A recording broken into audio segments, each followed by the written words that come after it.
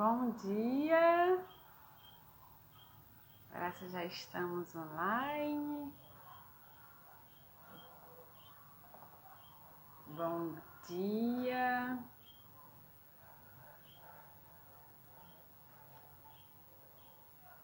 Opa! Bom dia, gente! Agora eu percebo que estamos de fato online. Já temos aqui o pedido. Ai, vou chamar a nossa irmã.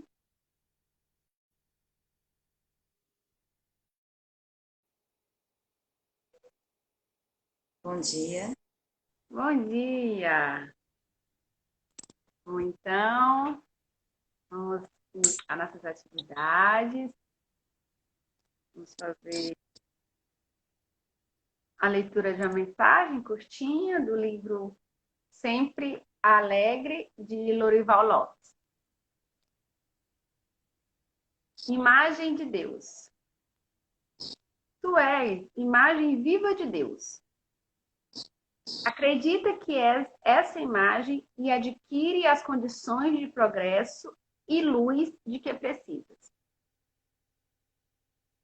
Crê que é esta pessoa virtuosa, como Deus quer que seja, dinâmica, como Deus espera, saudável, como Deus deseja, e feliz, até onde Deus permitir. És a melhor pessoa e tens a melhor vida. Não desdenhes, pois, da tua divindade. Quanto mais crê nelas, mais ela te aparece e se incorpora. Como vês, a tua maior responsabilidade é descobrir a ti mesmo e fazer de ti uma lâmpada poderosa, uma terra fértil e um imenso mar de tranquilidade. Tu operas prodígios sempre que te achas com o dom de Deus. Então, com essa mensagem otimista, né, e também reflexiva de nos imaginarmos sempre como centelhas da criação divina, e que isso já nos faz, né, fortes, porque nossa essência, né, é esplendorosa. Então, às vezes nós estamos nos sentindo pequenos, mas quanto lembramos da nossa origem, enquanto centelhas de luz de Deus, nós nos reconhecemos grandiosos. E com essa mensagem de Lorival Lopes, nós vamos fazer a nossa prece inicial para a atividade da manhã de hoje. Quem preferir se concentrar, acompanhar conosco, pode acrescentar na oração pedidos. Eu vou deixar um tempozinho de silêncio para cada um, nesse domingo, na semana que se inicia, queira acrescentar no seu momento de prece um pedido individual. Então, vamos elevar o nosso pensamento a Deus, a Jesus e aos bons espíritos. Mestre Jesus, divino guia e modelo para todos nós, Mãe Maria de Nazaré, Deus, Criador de todas as coisas. Agradecemos por esta oportunidade de estarmos aqui nesta experiência evolutiva na matéria, nos permitindo o aprimoramento e o resgate. Agradecemos pela atividade de hoje, pela oportunidade, pela saúde que nos permite, na manhã deste domingo, iniciando esta semana, estarmos com a mente e o coração elevados a Ti, Senhor. Pedimos a sua proteção sobre todos aqueles que mais necessitam, incluindo cada um de nós. Que seu imenso amor possa nos fortalecer, nos dar ânimo e perseverança. Sabe, Senhor, o que se passa em cada coração dos seus filhos. Ilumina nas melhores intuições, nas melhores resoluções. Nesse momento, individualmente, cada um de nós, pedimos em especial pela bênção, pela proteção daquilo que nos é caro nesse momento.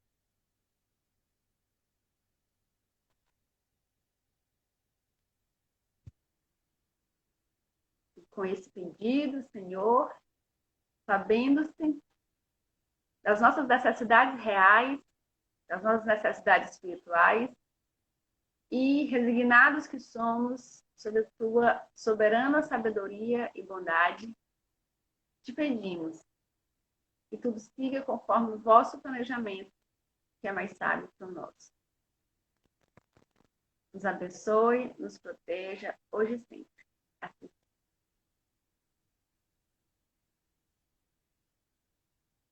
Então, nós vamos hoje fazer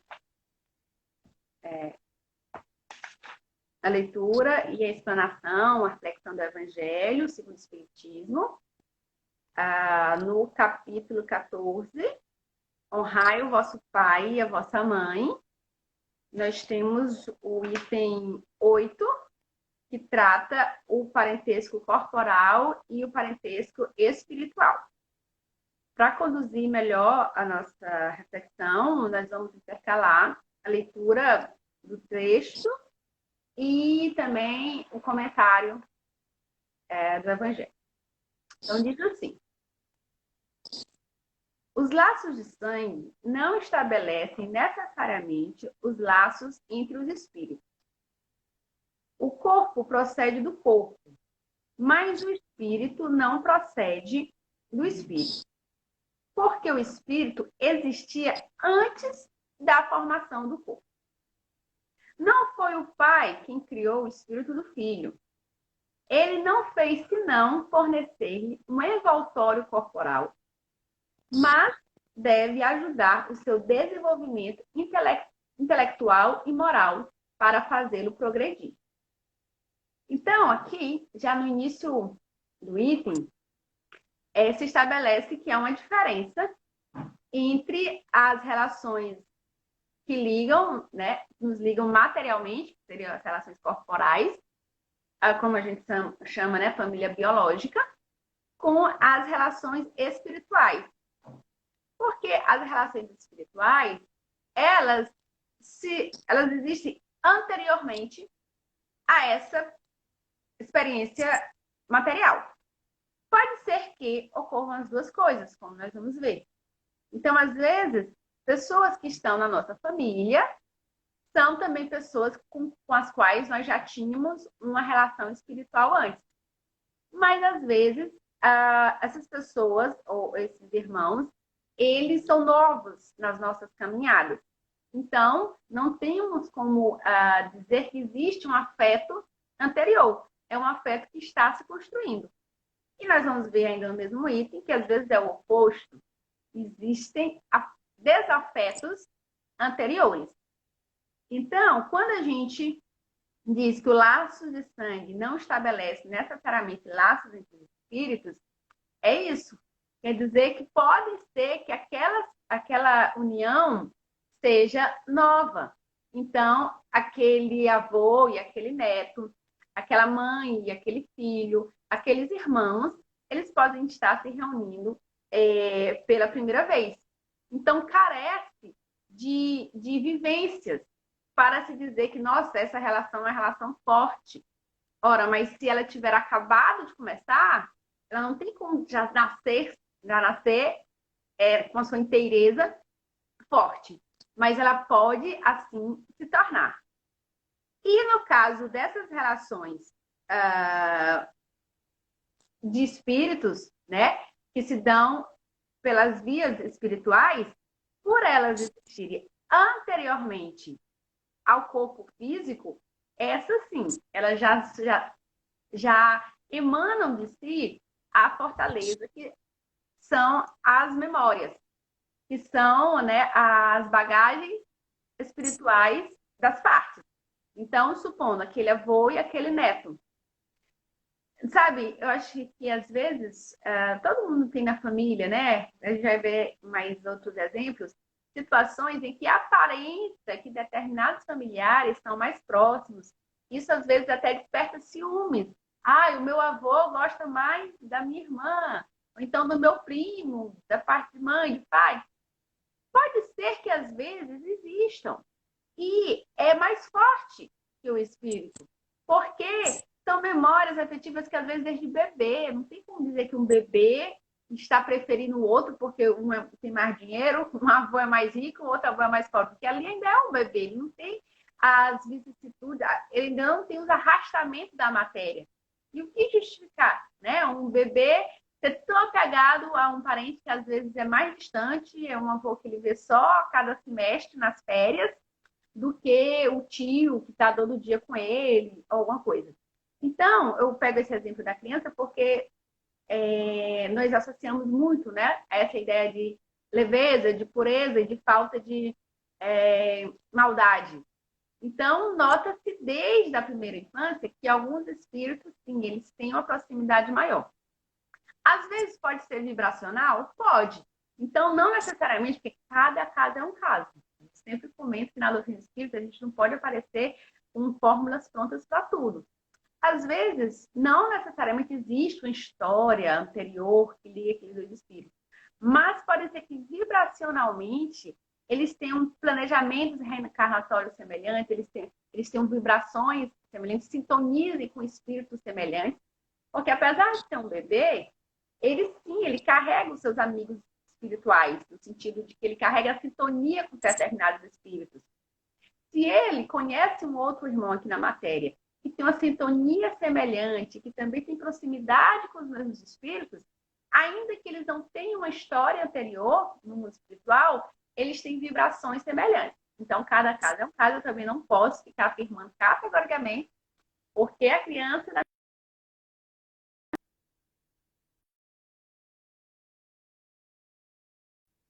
uma ligação, mas já excluí.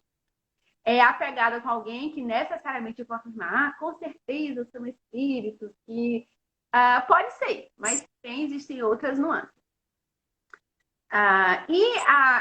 O parágrafo termina trazendo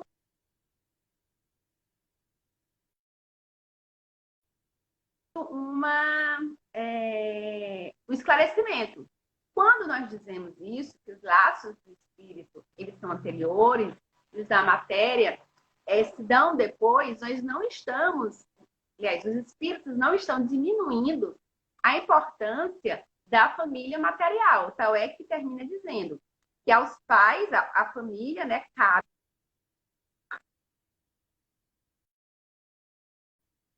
no desenvolvimento intelectual e moral para fazê-lo progredir.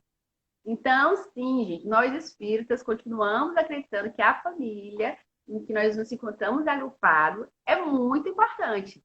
Família consanguínea, ou mesmo os responsáveis, né, a que Deus reserva essa tutela de seus filhos. Mas estamos apenas, os espíritos são... Nossa, minha transmissão tá... Mas vamos seguir.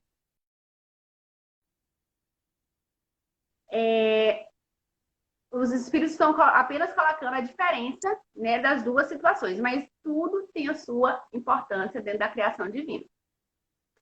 Seguindo, os espíritos que se encarnam numa mesma família, sobretudo entre parentes próximos, são, ou mais frequentemente, espíritos simpáticos, unidos por relacionamentos anteriores, que se traduzem por sua afeição durante a vida terrestre.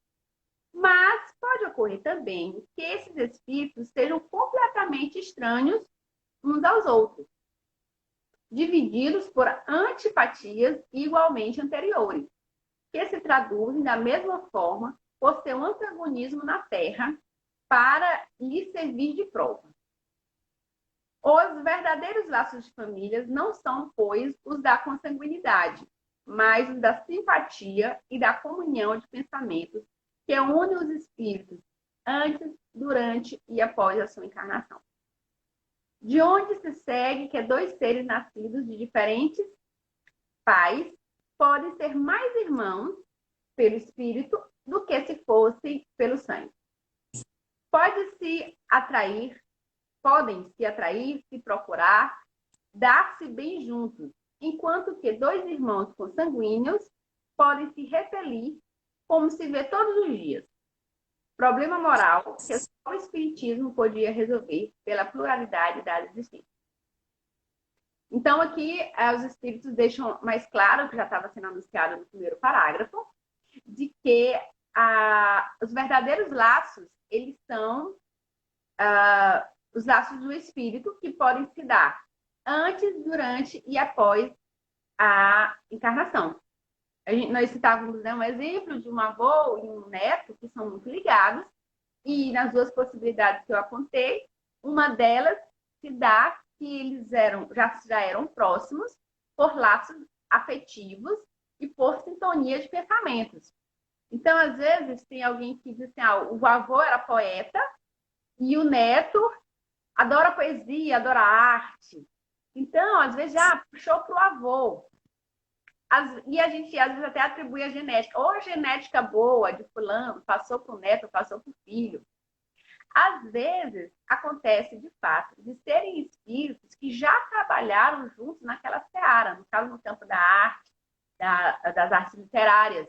Só que um reencarnou antes do outro. Um reencarnou a se tornar avô do outro.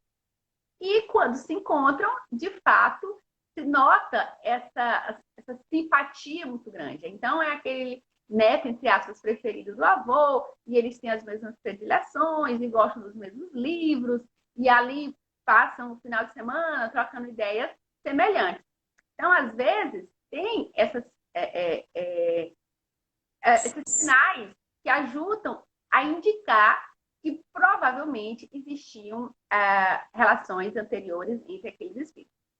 E, às vezes, como é ratificado aqui, existem desafetos. Você imagina que no planejamento espiritual, muitas vezes Deus junta na mesma família justamente espíritos desajustados entre si. Você imagina que, às vezes, um espírito pode ter sido o algoz do outro, pode ter tirado a vida do outro.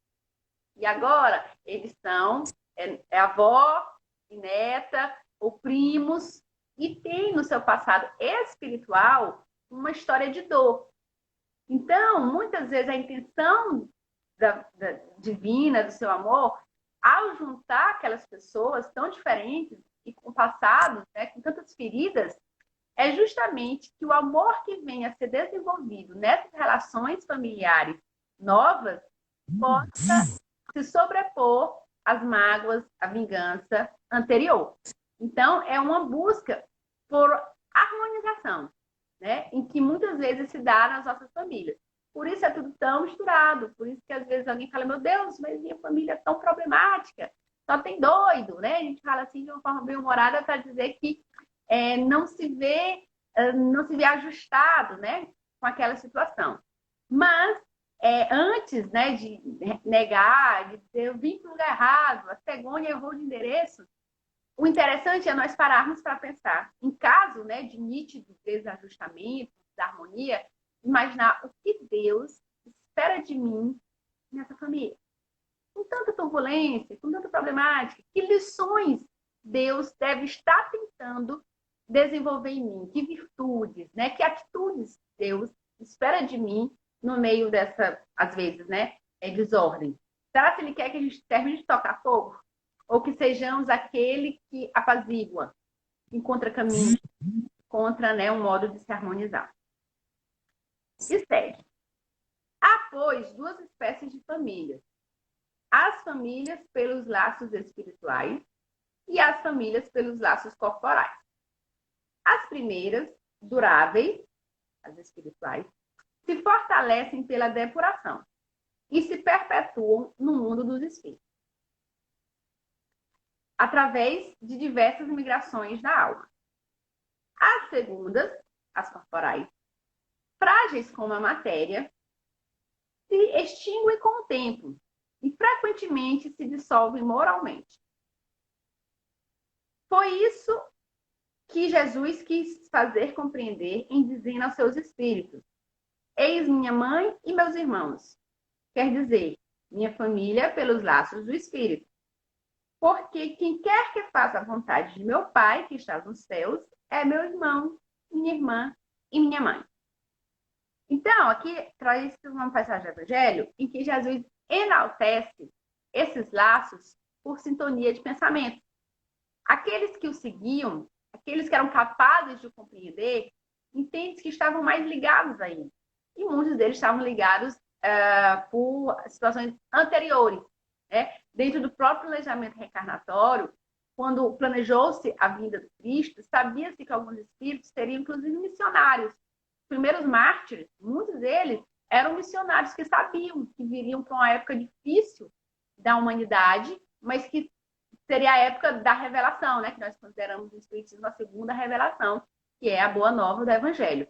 Então, alguns espíritos reconheciam, por isso que tinha pessoas que se sentiam magnetizadas, ou quando ele convidava os apóstolos, eles largavam tudo e o seguir.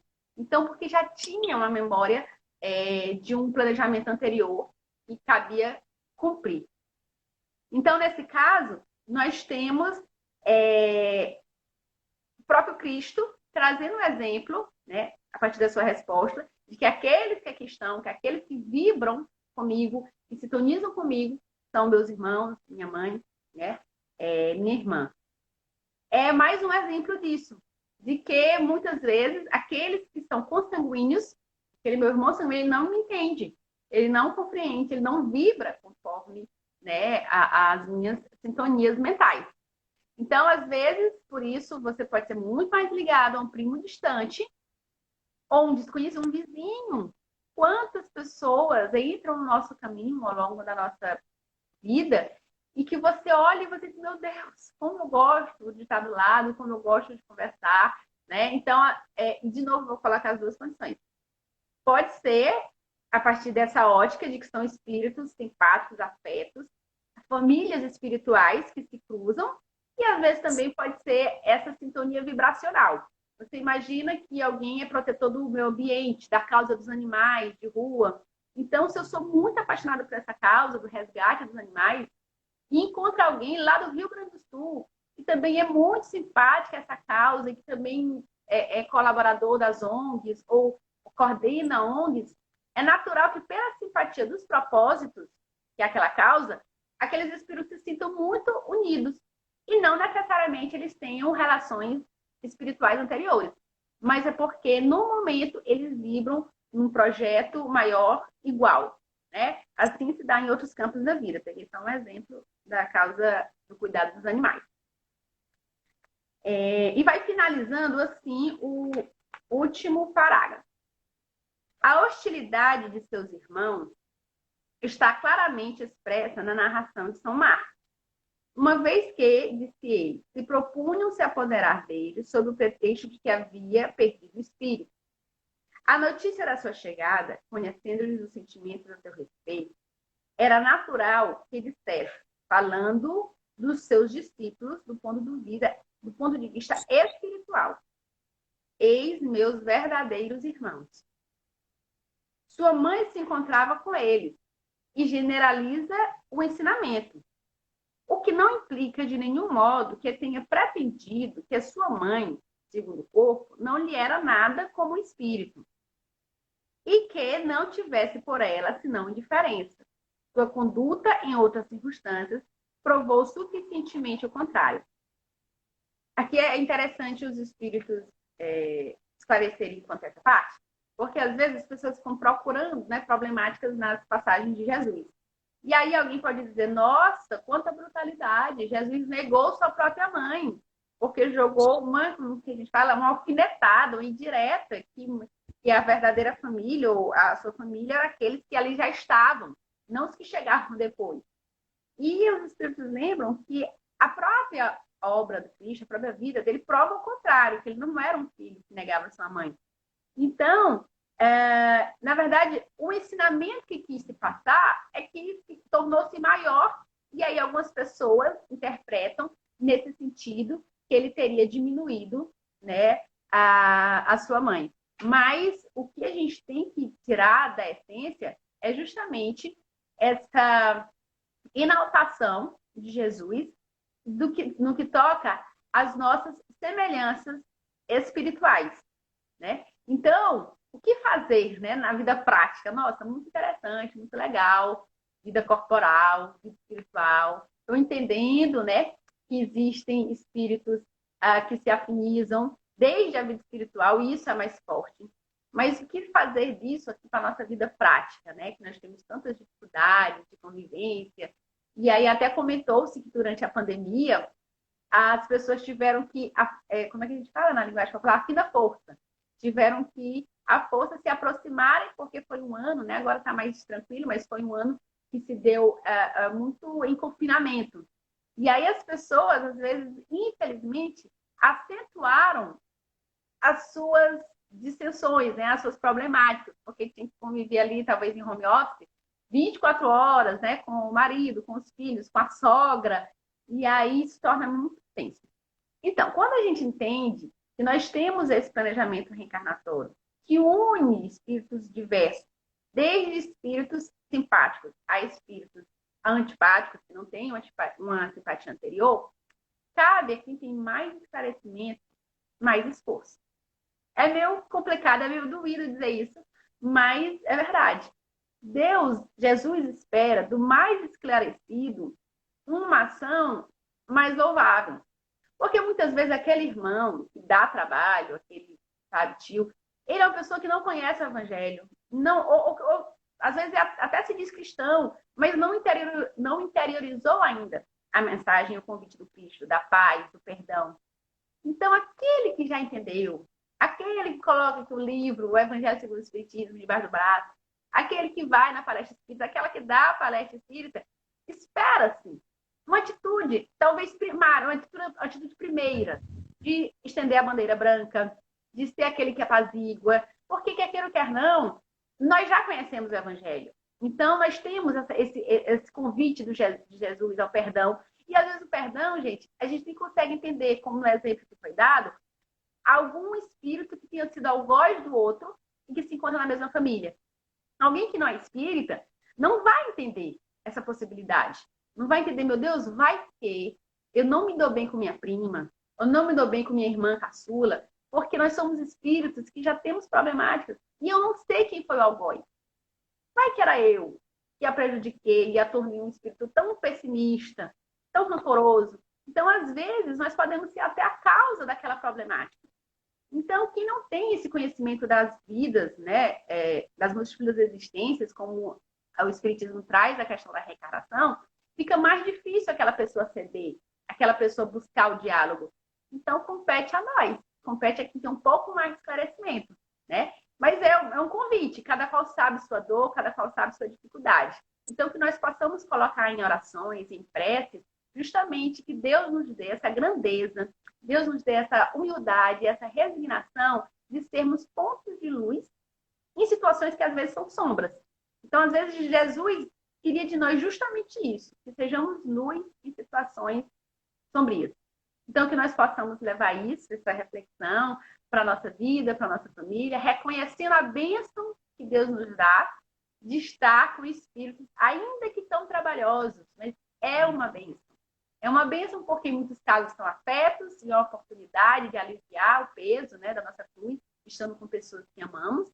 E é uma bênção enquanto desafetos, nós temos a oportunidade de nos harmonizar e nos perdoar. E a vida na matéria nos permite isso, né? Novas conquistas, aprimoramentos e resgate. Então, nós vamos fazendo essa prece final, com essa reflexão, elevando nosso pensamento a Deus, a Jesus, Mestre, Senhor, Criador de todas as coisas, soberano, justo e bom. Te agradecemos por este momento de reflexão, ao tempo que ratificamos o nosso agradecimento por esta oportunidade na matéria. Em especial, agora, após esse estudo, agradecemos pelas nossas famílias. Sabeis, Senhor, de todas as dificuldades que se passam. E sabeis também reconhecer todas as ações em busca da harmonização, da paz e do bem. Os bons espíritos possam abençoar todas as famílias, estender as luzes que com certeza agora são derramadas sobre nossos lares, a toda a nossa comunidade. Dai-nos, Senhor, mansuetude, resignação, para que sejamos semeadores sua paz, hoje e sempre.